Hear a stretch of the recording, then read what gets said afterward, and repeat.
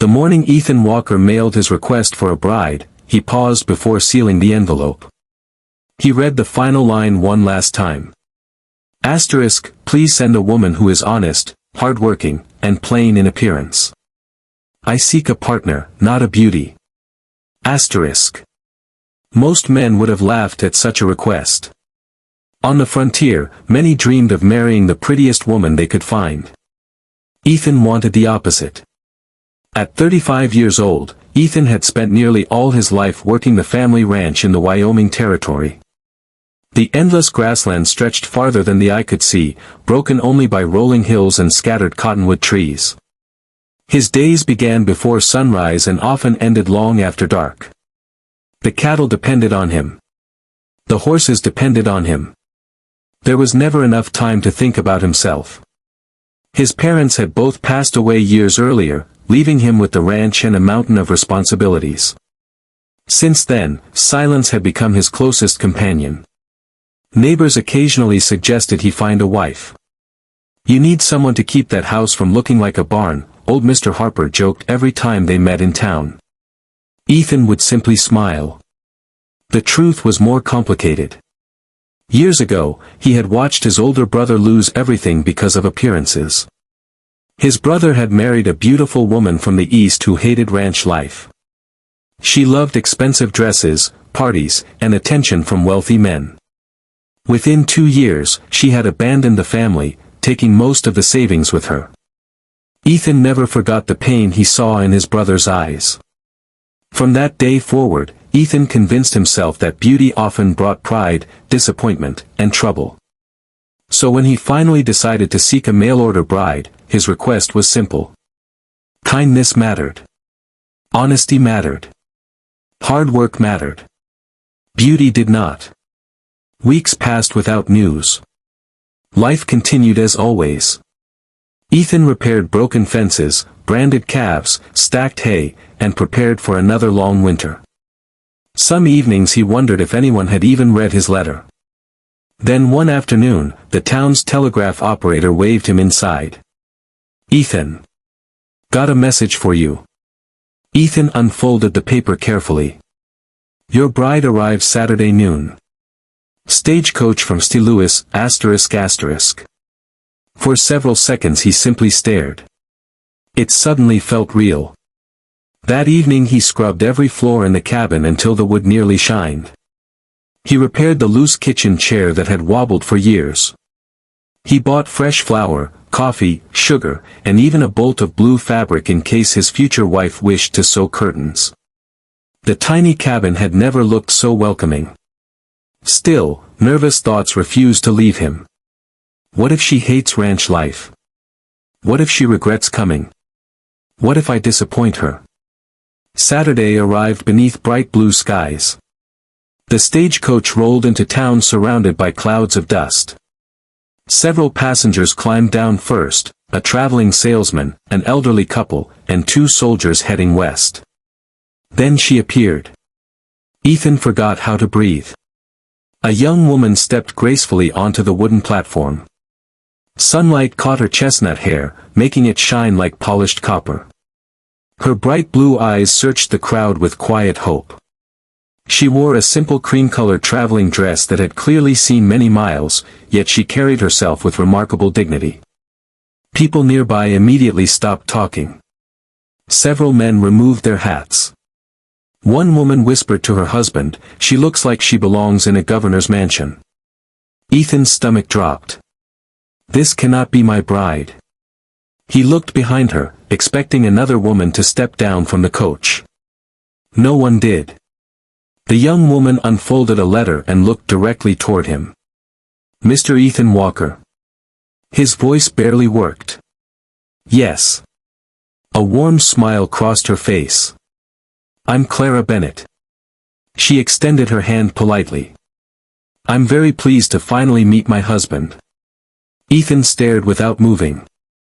There must be some mistake. Confusion crossed Clara's face. A mistake? I specifically requested. He hesitated, embarrassed by his own words. Someone different. She blinked, unsure what he meant. The agency matched us. I think they sent the wrong woman. Around them, curious townspeople slowed their pace, pretending not to listen. Clara quietly opened a leather folder and removed several documents. The contract lists Ethan Walker of Willow Creek Ranch. Ethan examined the papers carefully. His signature. His ranch. Everything matched.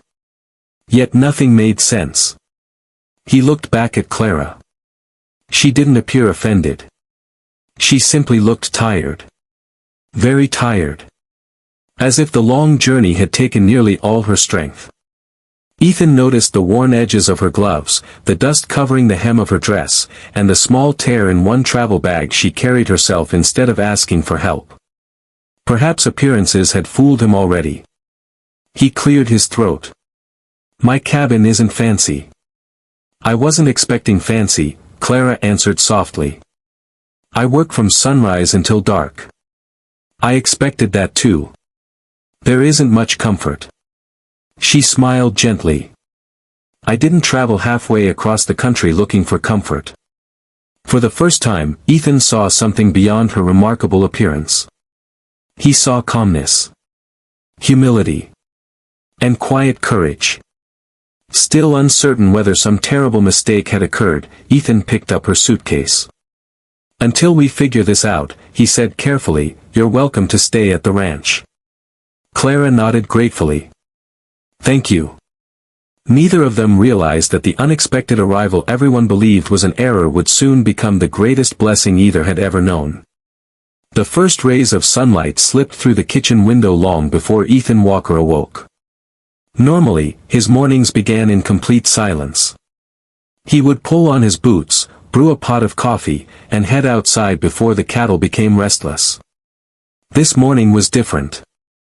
As he stepped into the kitchen, the warm scent of fresh biscuits and bacon filled the little cabin. He stopped in the doorway. Clara Bennett stood beside the old cast-iron stove, wearing a simple apron she had found hanging behind the pantry door. Her chestnut hair was tied neatly into a loose braid, and she quietly hummed an old hymn while stirring eggs in a skillet. She turned and smiled. Good morning. Ethan blinked. You've been awake a while. I've always been an early riser. You didn't have to cook. I wanted to. She placed a plate in front of him before pouring 2 cups of coffee. I hope you don't mind. I found flour, bacon, and eggs. I don't mind at all. For several moments they ate in silence. Ethan realized it was the first hot breakfast someone else had prepared for him in nearly 10 years. The cabin somehow felt warmer. Less empty. When breakfast ended, Clara began washing the dishes before Ethan could stand. You really don't have to do that. I know. She smiled again. But we're partners now, aren't we? Those simple words stayed with him all morning. Outside, Ethan saddled his horse and prepared to inspect the northern fence where a recent storm had knocked down several posts. As he reached the barn door, Clara appeared carrying a pair of worn leather gloves. May I come? He looked surprised. It's rough work. I didn't come west expecting an easy life. You've probably never repaired fences. No. Driven cattle? No. Handled horses? A little. Ethan couldn't hide a small smile. You're honest. My father always said honesty saves time. After a moment's thought, he handed her another pair of gloves. Stay close. The ride across the prairie was quiet.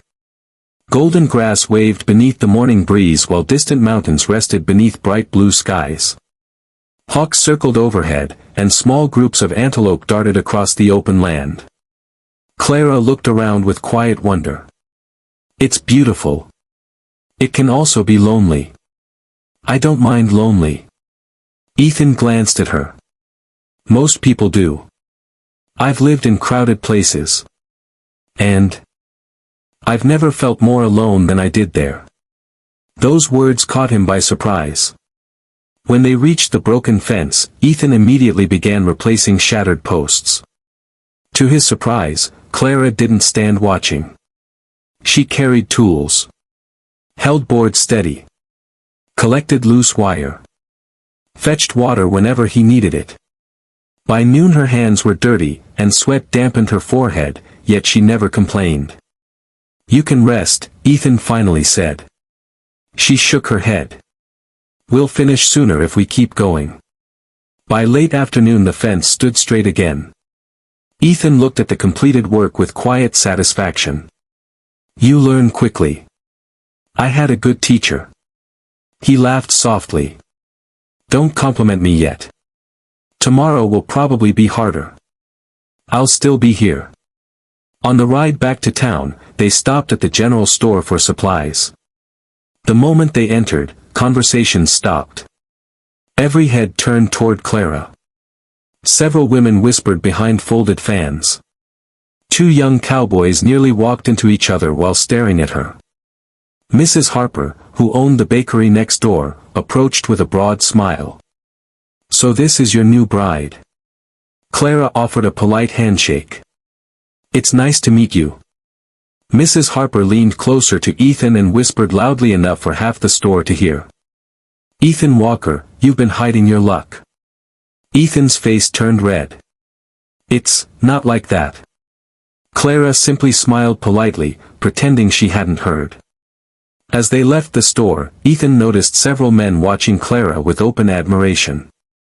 He frowned without realizing it. Back at the ranch, Clara unpacked the few belongings she owned. There were no expensive dresses, no jewelry, no fancy perfumes. Only practical clothing, 2 well-worn books, a small sewing kit, and a faded family Bible with handwritten names inside the cover. Ethan watched quietly. "You didn't bring much." "I sold nearly everything before I left." "Why?" "I wanted a fresh beginning." That evening, after supper, they sat on the front porch watching the sun disappear behind the distant hills. The sky turned brilliant shades of orange, pink, and deep purple. For a long while neither of them spoke. Finally Ethan asked the question that had bothered him since the stagecoach arrived. "May I ask you something?" "Of course." "You're, well." She smiled knowingly. "You mean beautiful?" He looked embarrassed. "Yes. You don't have to avoid the word. Why would someone like you become a mail-order bride?" Clara looked toward the fading sunset instead of answering immediately. When she finally spoke, her voice was calm but carried quiet sadness. "Because beauty has never brought me happiness." Ethan frowned. "I don't understand." "Since I was 16, people stopped asking who I was." She folded her hands together. "They only noticed how I looked. Wealthy men offered to marry me without ever having a real conversation. Families tried arranging matches for money or status. Women assumed I was proud before speaking a single word to me." She lowered her eyes. No one seemed interested in the person inside. Ethan listened without interrupting. "I realized something," Clara continued. "Beauty attracts attention, but not always kindness. So you came west. I hoped someone here might value honesty, loyalty, and hard work more than appearances." She looked at him with a gentle smile. "I suppose we were both searching for the same thing." Ethan didn't answer immediately. For the first time since meeting Clara, he began to wonder if he had judged her as unfairly as everyone else had. Perhaps he had been so determined to avoid beauty that he had nearly overlooked the remarkable woman standing behind it. And though neither of them realized it yet, that understanding would soon be tested by a danger neither expected to arrive on the quiet Wyoming frontier. A week passed, and life on the Willow Creek Ranch settled into a comfortable rhythm. Each morning, Ethan Walker and Clara Bennett rose before sunrise. Ethan tended the horses and cattle while Clara prepared breakfast, gathered eggs from the chicken coop, and cared for the small vegetable garden behind the cabin. By afternoon they often worked side by side repairing fences, stacking hay, or cleaning the barn. To Ethan's surprise, Clara never complained. She had arrived from the east with soft hands and little knowledge of ranch life, yet she learned quickly. Every mistake became a lesson instead of an excuse. If she fell while trying to saddle a horse, she climbed back up and tried again. If she burned supper, she laughed, apologized, and started over. Her determination quietly earned Ethan's respect. One evening, as they watched the cattle grazing beneath the setting sun, Ethan said, "You're stronger than I expected." Clara smiled. "I'll take that as a compliment." "It is." She looked toward the horizon. "I've learned something." "What's that?" "Hard work is much easier when you're working beside someone who appreciates it." Ethan nodded, though he didn't know how to answer. For the first time in years, the ranch no longer felt lonely. A few days later, Ethan rode into the nearby town of Red Creek to sell 2 steers. Clara accompanied him, hoping to buy more sewing thread and flour. The streets were busier than usual. Children chased each other between storefronts while wagons rattled over the dusty road. Ranchers greeted Ethan with friendly waves, but their smiles quickly shifted toward Clara. Whispers spread almost immediately. "That's Ethan Walker's bride. I've never seen anyone so beautiful. How did a quiet rancher like him end up marrying her?" Clara ignored the attention, keeping her eyes on the shops. Inside the general store, Mrs. Harper greeted them warmly. "You two look happier every time I see you." "We're managing," Ethan replied modestly. Mrs. Harper handed Clara the fabric she had ordered. "I've been telling everyone your curtains are the prettiest in town." Clara laughed softly. "I only stitched straight lines." "Straight lines are more than some folks can manage." The women shared a smile while Ethan finished paying. As they stepped back outside, a polished black carriage rolled slowly into the center of town. Unlike the dusty wagons around it, this carriage gleamed in the afternoon sunlight. 4 powerful horses pulled it. A well-dressed driver climbed down first before opening the door. A tall man stepped onto the street. He wore an expensive dark coat, polished boots, and a silver watch chain across his vest. His confident posture suggested he was accustomed to giving orders. The lively conversations around town suddenly quieted. Several townspeople recognized him immediately. "Victor Langford," someone whispered. "The cattle baron. He owns half the ranches south of here." Victor removed his gloves as his sharp eyes scanned the street. Then he stopped.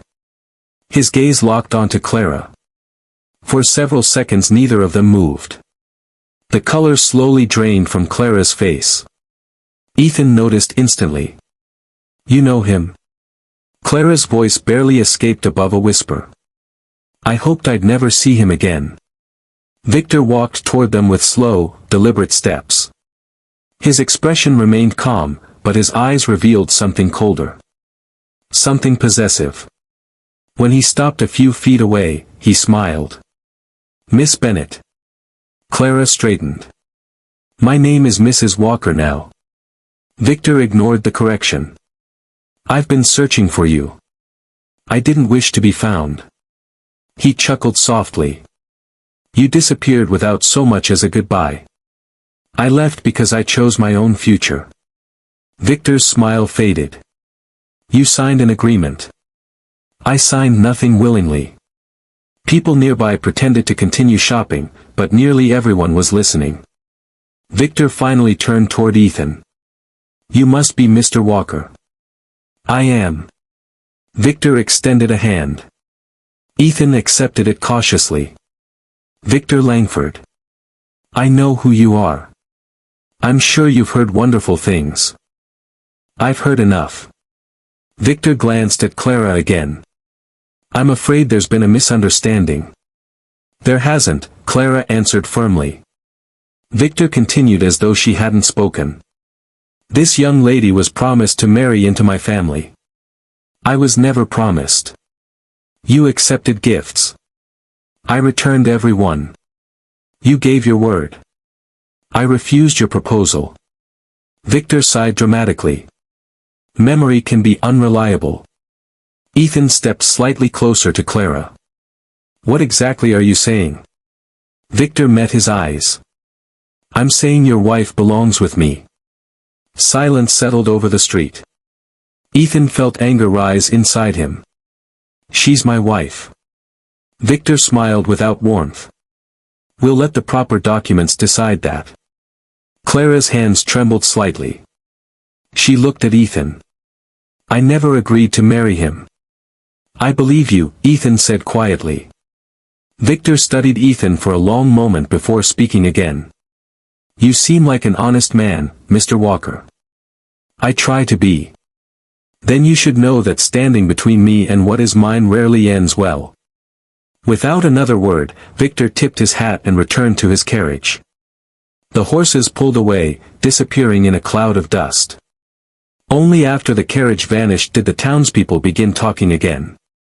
Mrs. Harper hurried across the street. Who was that dreadful man? Clara lowered her eyes.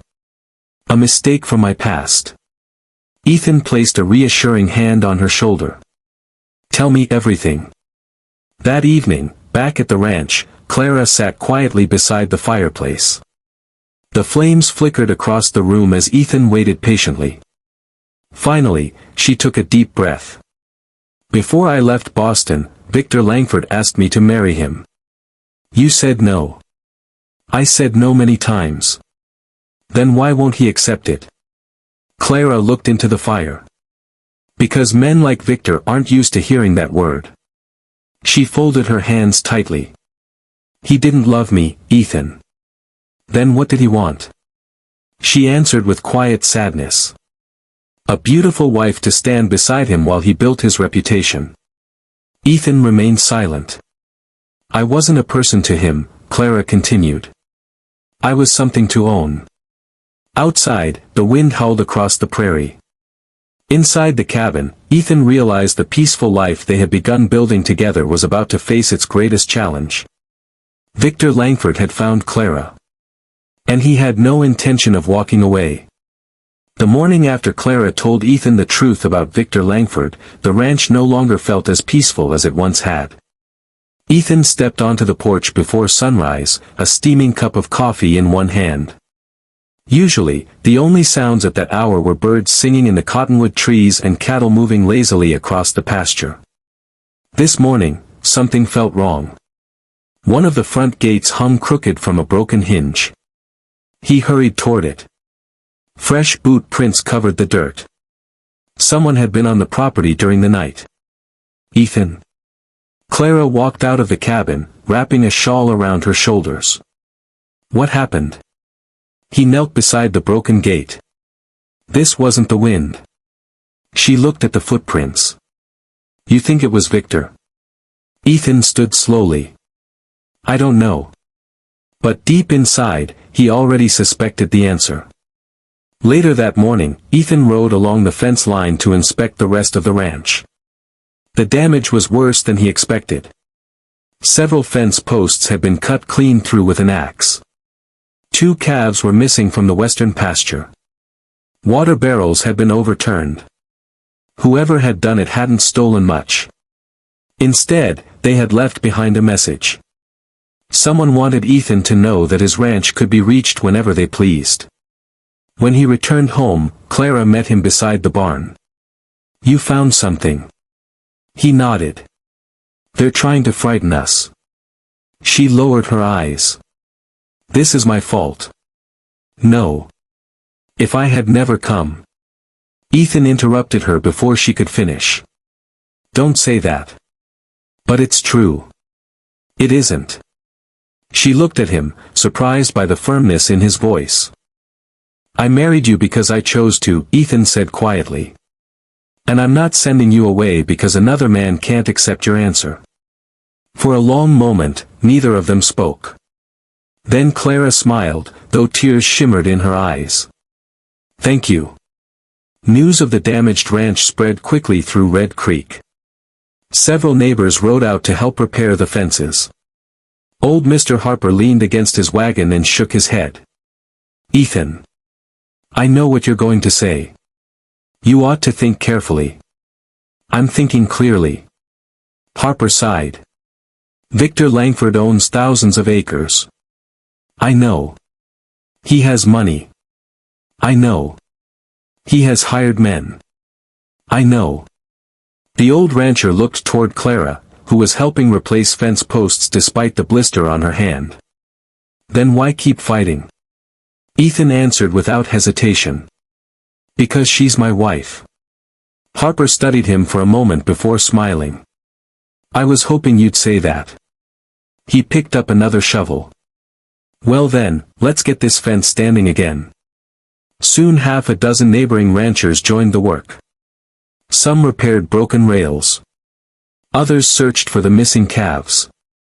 Women from town brought food and fresh water. Watching everyone work together, Clara quietly wiped away another tear. She had spent years believing she was alone. Now strangers were standing beside her. That evening, Ethan and Clara sat on the porch watching the sunset. Neither spoke for several minutes. Finally Clara broke the silence. When I was younger, I believed strength meant never needing anyone. And now? I think real strength is trusting someone enough to stand beside them. Ethan looked toward the distant hills. I've spent most of my life alone. Did you prefer it? I convinced myself I did.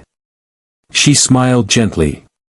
But the ranch doesn't feel like home without you in it. Clara turned toward him. Their eyes met. For the first time since she had arrived, neither of them looked away. Slowly, Ethan reached for her hand. She let him hold it. No grand speeches.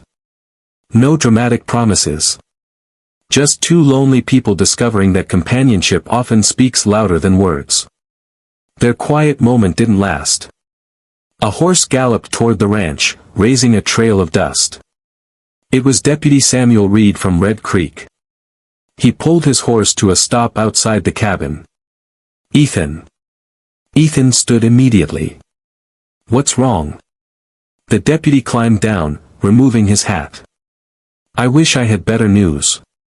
What happened? Victor Langford filed a complaint with the county office. Clara's face turned pale. A complaint? Deputy Reed nodded. He's claiming you unlawfully interfered with a lawful marriage agreement. That's ridiculous, Ethan said. I know. He never had a legal agreement. The county judge isn't sure of that yet. Clara stepped forward. I can tell the judge everything. You'll get your chance, the deputy replied kindly. But until then. He hesitated. Victor's lawyers are asking the court to order you back east while the matter is investigated. Silence settled over the yard. Clara's shoulders slowly sank.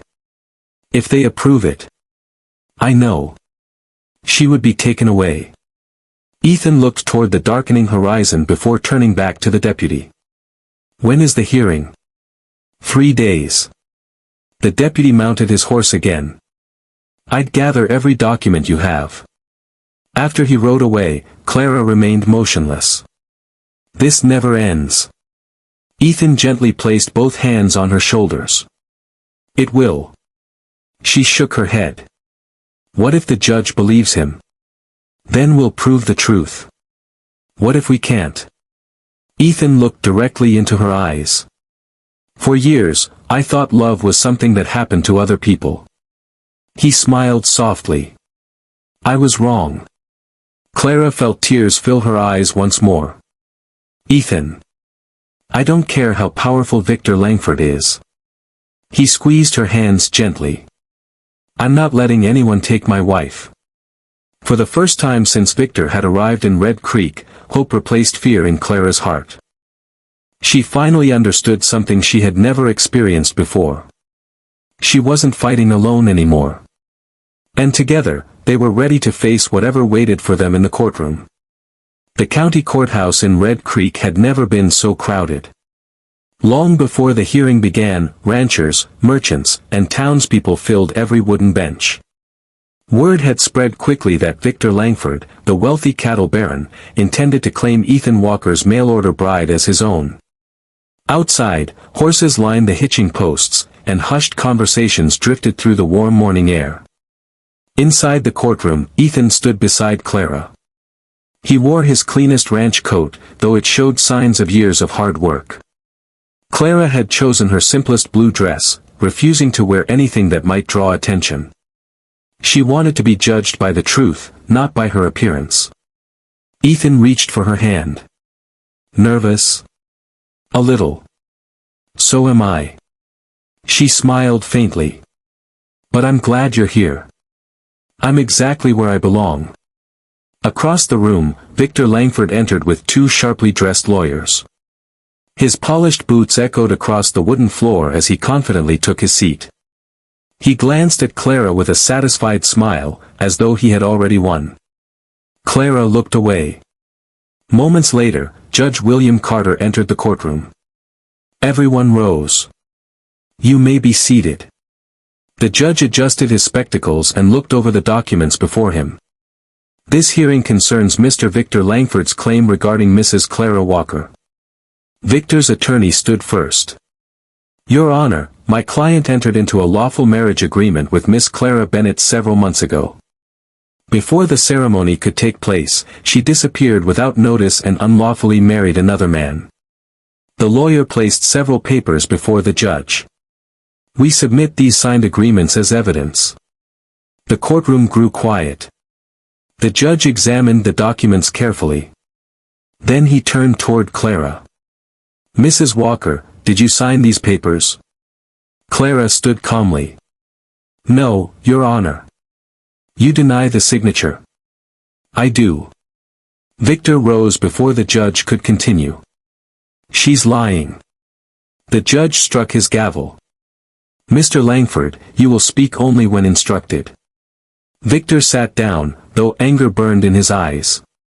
The judge now looked toward Ethan. Mr. Walker, when you married Mrs. Walker, were you aware of these alleged agreements? No, Your Honor. Did she ever tell you she was engaged? No. Did she tell you Mr. Langford had pursued her? Yes. And I believed her. Victor's lawyer smiled confidently. Belief is not evidence. Before anyone could respond, the courtroom doors suddenly opened. Deputy Samuel Reed hurried inside. Your Honor. The judge looked up. This hearing is already underway. I understand, sir. The deputy carried a leather satchel. But I believe I have evidence relevant to this case. The judge nodded. Approach. Reed handed the satchel to the court clerk. Yesterday evening, he explained, one of Mr. Langford's former bookkeepers came to my office. He resigned from Langford's employment several weeks ago. The deputy removed several documents from the satchel. He feared these papers would eventually be destroyed. The judge carefully unfolded them. His expression slowly changed. What exactly am I looking at? The deputy answered clearly. Original correspondence between Mr. Langford and his attorney. The courtroom fell silent once more. Judge Carter began reading aloud. If Miss Bennett refuses once again, prepare revised contracts bearing her copied signature. Once recorded, she will have little choice but to comply. A murmur swept through the room. Victor's face turned pale. That's impossible. The judge continued reading. Another letter described plans to use Clara's inheritance after the marriage. A third instructed employees never to allow Clara access to the original documents. Judge Carter lowered the papers slowly. Mr. Langford. Victor stood quickly. Those letters are fabricated. Deputy Reed shook his head.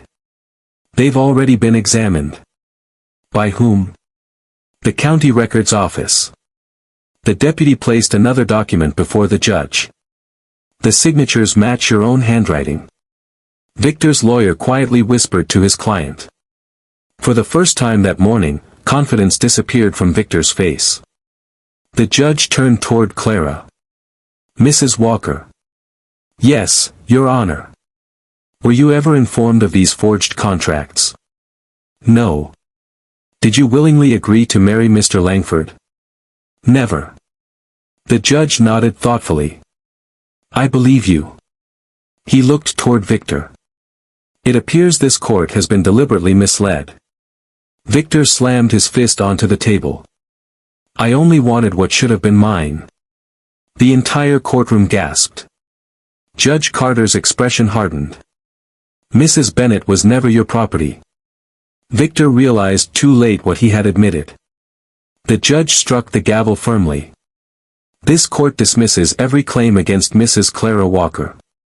Relief flooded Ethan's face. The judge continued. Furthermore, I am ordering an immediate criminal investigation into Mr. Victor Langford for fraud, forgery, intimidation, and attempted coercion. Deputy Reed stepped beside Victor. Mr. Langford. Victor stared in disbelief. You are under arrest. The wealthy cattle baron looked around the courtroom. No one came to his defense. The ranchers who once feared him remained silent. The merchants who depended on his business avoided his eyes. As the deputy escorted him toward the door, Victor stopped beside Clara. For a moment, neither spoke. Finally, Victor lowered his head. Everything he had built through power and intimidation had collapsed in a single morning. He walked out without another word. The courtroom remained silent until the door closed behind him. Then applause broke out. The judge smiled before raising a hand. Order. Laughter filled the room. Outside the courthouse, neighbors gathered around Ethan and Clara. Old Mr. Harper shook Ethan's hand. I knew you'd stand your ground. Mrs. Harper hugged Clara tightly. You don't have to run anymore. Clara smiled through happy tears. No. She looked toward Ethan. I finally have a home. Ethan wrapped an arm gently around her shoulders. For months, he had believed he was protecting Clara. But standing there beneath the bright western sky, he realized something else. She had changed him just as much. The lonely rancher who had once asked for a plain mail-order bride no longer cared about appearances.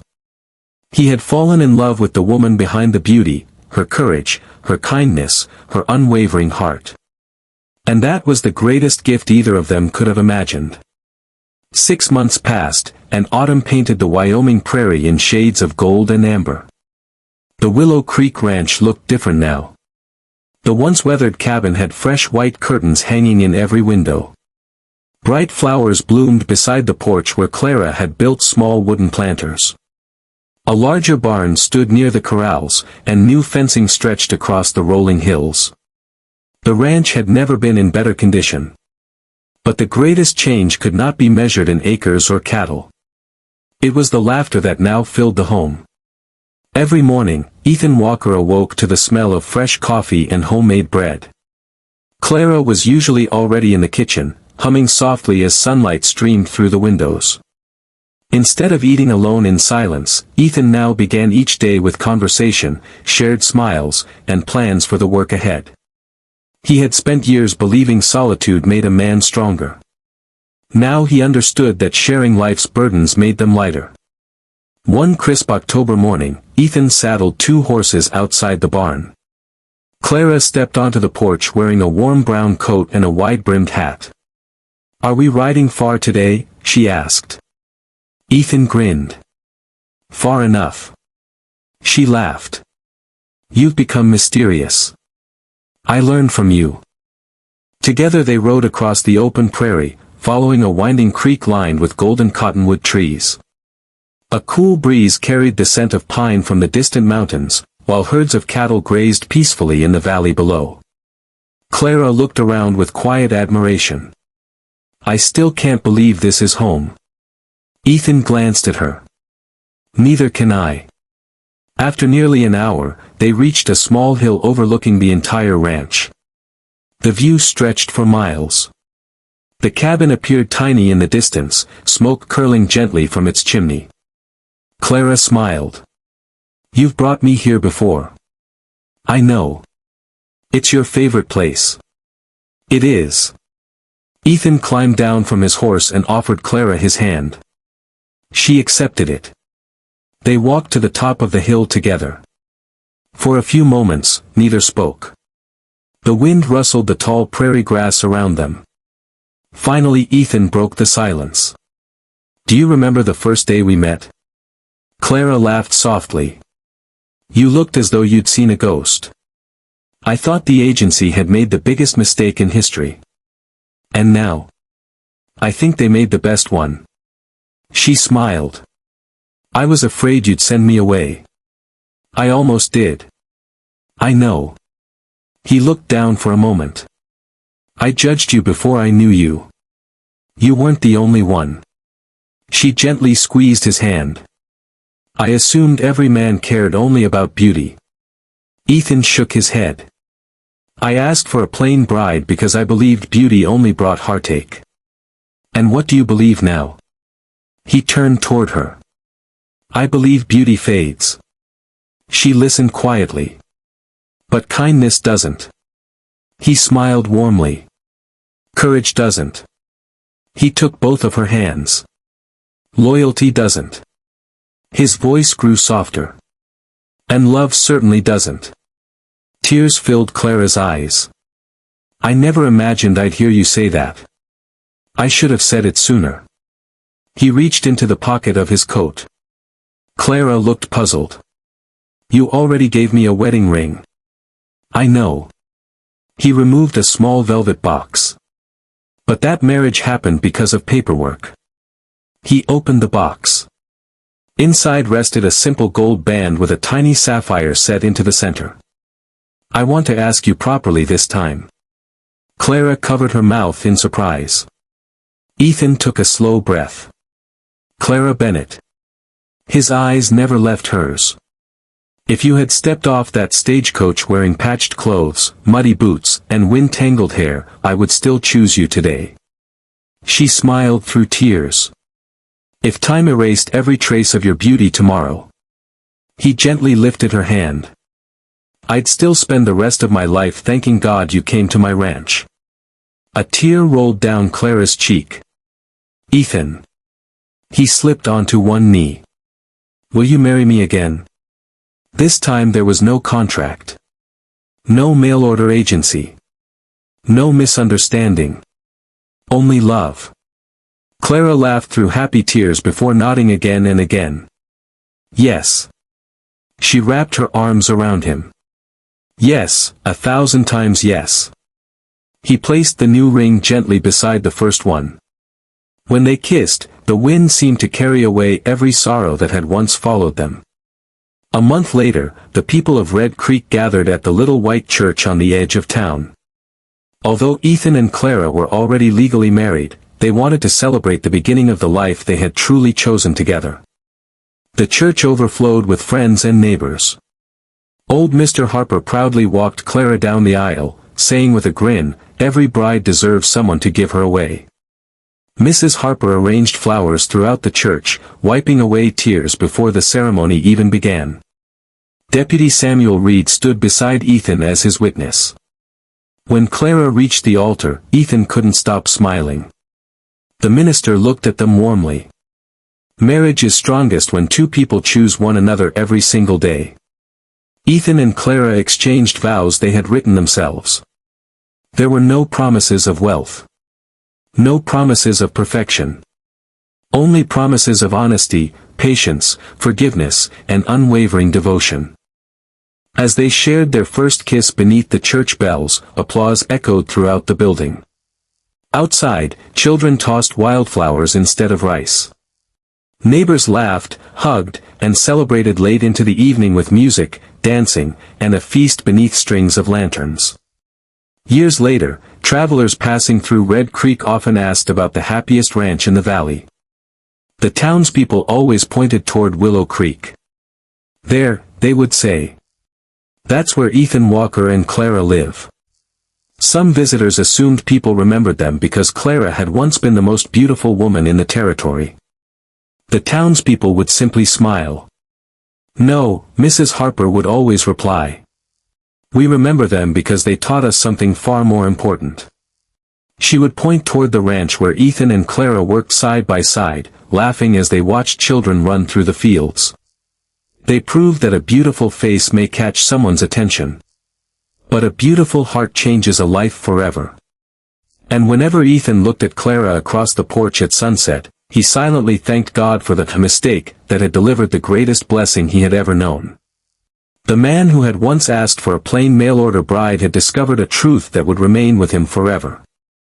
Real love begins the moment you see the heart before the face.